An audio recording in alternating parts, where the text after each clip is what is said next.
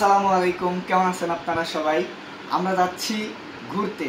আমরা রেডি, আমাদের একজন আসতেছে, তার জন্য আমরা অপেক্ষা করতেছি। এবং আমাদের যে রিক্সা করে আমরা ঘুরবো আজকে, সেই রিক্সা অলরেডি আমাদের বাসার সামনে চলে আসছে।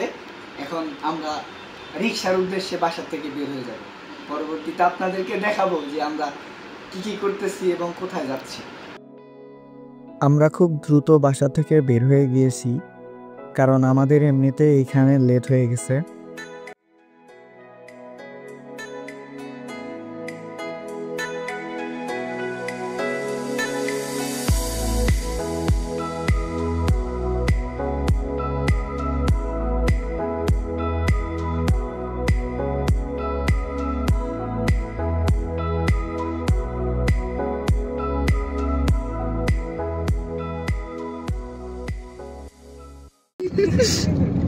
গাছের পাতা সবুজ, গাছের পাতা সবুজ। আমরা এখন আছি হচ্ছে যমুনার চরের আশপাশে, যমুনা নদীর ধারে। জায়গার নাম হইতেছে গুরিলাবাড়ি বললো। তো এইদিকে দেখি অনেক ট্রলার, অনেক মানুষজন আসছে। দেখেন, গুরিলাবাড়ি আসছিলাম এখানকার পরিস্থিতি দেখতে। তা এখানে এসে দেখতে পারলাম যে এখানে আসলে তেমন দেখার মতো কিছু নাই। অনেক মানুষজন এখানে আসছে নৌকা নিয়ে ঘুরতে। যেহেতু আমাদের প্ল্যান ছিল অন্য একটি জায়গায় যাওয়া, সেজন্য আমরা এখানে সময় নষ্ট না করে চলে যাই।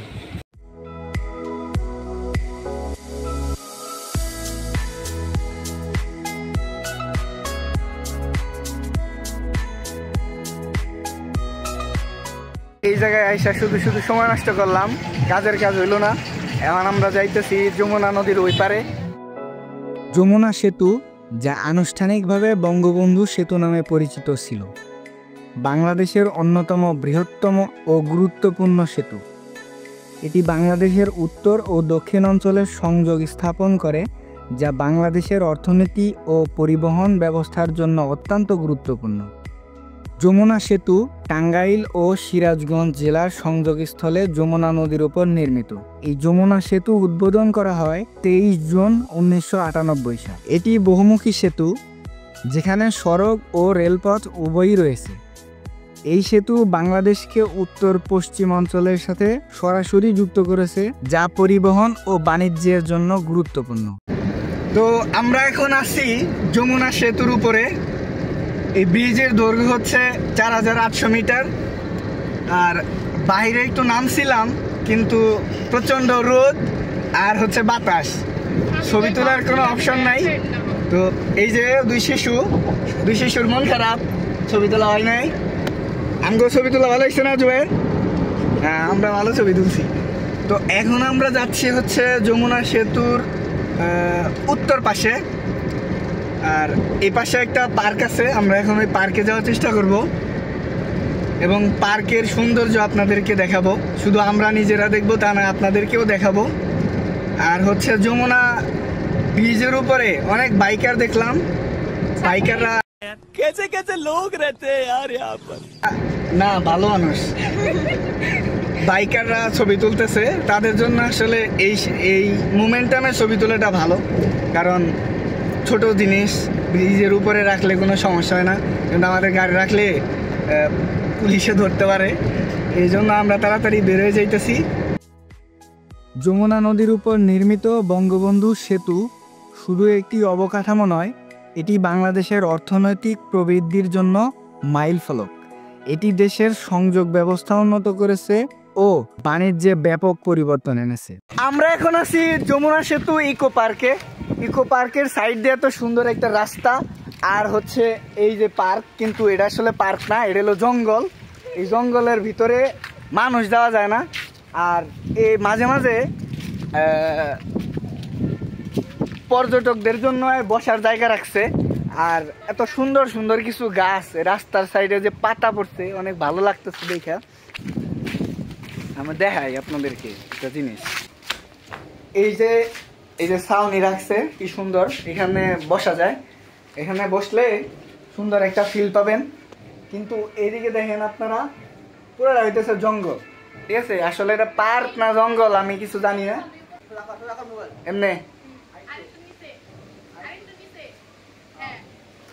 তো আসার সময় দেখলাম যে সামনে একটা সাইনবোর্ডে তার ক্যাঙ্গারু বানর এগুলোর ছবি দেয়া, কিন্তু একটাও পাই নাই।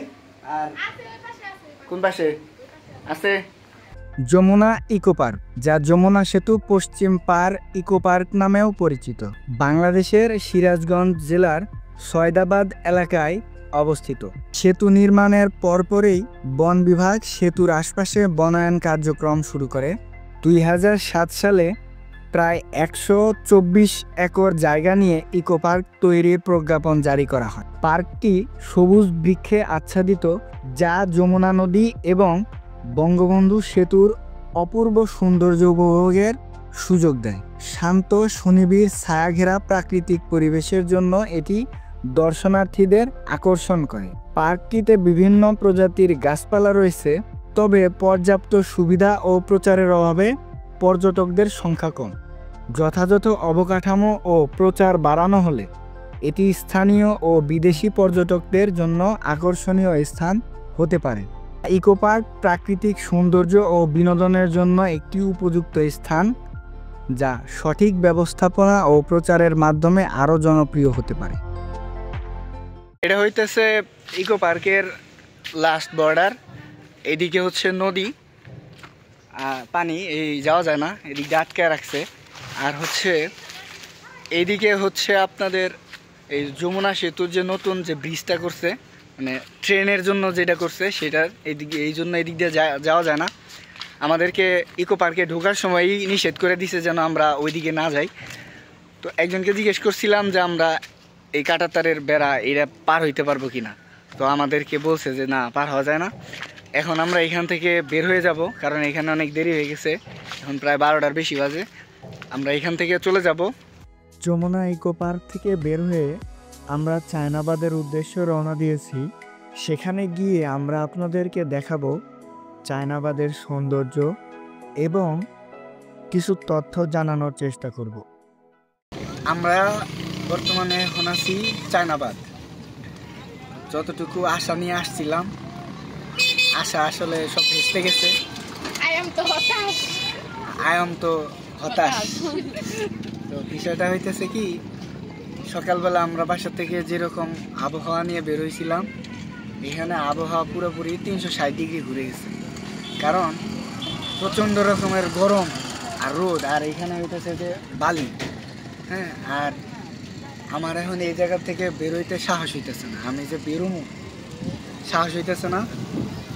তা ভাবতেছি যে আমরা এখান থেকে অন্য কোনো একটা জায়গায় যাওয়ার চেষ্টা করি, তাইলে কি ঘোরাটা একটু সার্থক।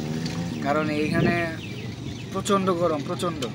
আমি যদি আপনাদেরকে লাইভ দেখাই যে এখানে তাপমাত্রা কত, দাঁড়ান এক সেকেন্ড। এই ওয়েদার বানান কেমন রে? আমার ভুল হচ্ছে, ক্ষমা করে দেন। ডব্লিউ লেটেড ডব্লিউ এস লেটেড ডাই আইছে ভিডিওর মতো এটা বানানো এইটুকু জানি থাকে ভাই, ভিডিওতে আমি এইটুকু চাই।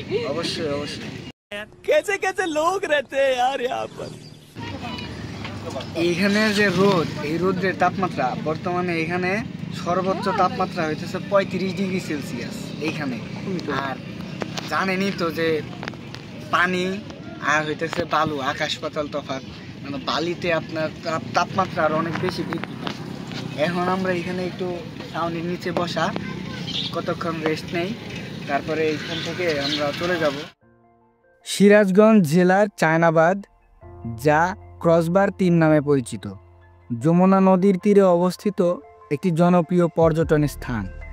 বাংলাদেশ পানি উন্নয়ন বোর্ড সিরাজগঞ্জ শহর থেকে প্রায় 2 কিলোমিটার দূরে এই বাঁধটি নির্মাণ করেছে। বাঁধের মূল ফটক থেকে যমুনা নদীর প্রায় 2 কিলোমিটার গভীরে একটি পিচঢালা রাস্তা রয়েছে, যা বাঁধের শেষ প্রান্ত পর্যন্ত প্রসারিত। এই রাস্তা ধরে হাঁটতে হাঁটতে বা গাড়িতে করে বাঁধের শেষ প্রান্তে পৌঁছানো যায়। চারপাশে সবুজ ঘাসের গালিচা এবং দুই পাশে নদীর সৌন্দর্য উপভোগ করতে প্রতিদিন অনেক দর্শনার্থী এখানে আসেন। বর্ষাকালে এই স্থানের প্রাকৃতিক সৌন্দর্য আরও বৃদ্ধি পায়। চায়নাবাদ ভ্রমণের মাধ্যমে আপনি যমুনা নদীর প্রাকৃতিক সৌন্দর্য উপভোগ করতে পারবেন এবং একটি স্মরণীয় অভিজ্ঞতা অর্জন করতে সক্ষম হবেন। সামনে একটু গিয়ে দাঁড়াবো, ছায়ায় ছবি তুলতে হবে। আসছি যেহেতু, ছবি না তুললে কি হয়, যদিও গরমটা অসহ্য, নয়তো ভালোই লাগতো। জায়গাটা অনেক সুন্দর আছে, বিকেল করে আসলে এখানে মজা পাওয়া যায়। আর এখন আমরা আসছি দুপুর 2টা বাজে, এই জন্য আমাদের এখানে একটু কষ্ট হইতেছে, কারণ রোদ্রের তাপমাত্রা বেশি। শরবত কত করে ভাই? 10 টাকা।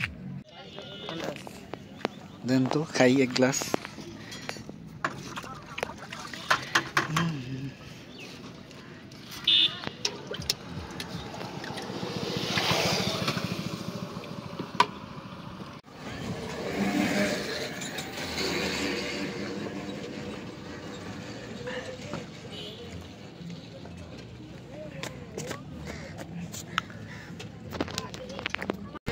তো আপনাদের সাথে দেখা হবে অন্য কোনো ভিডিওতে।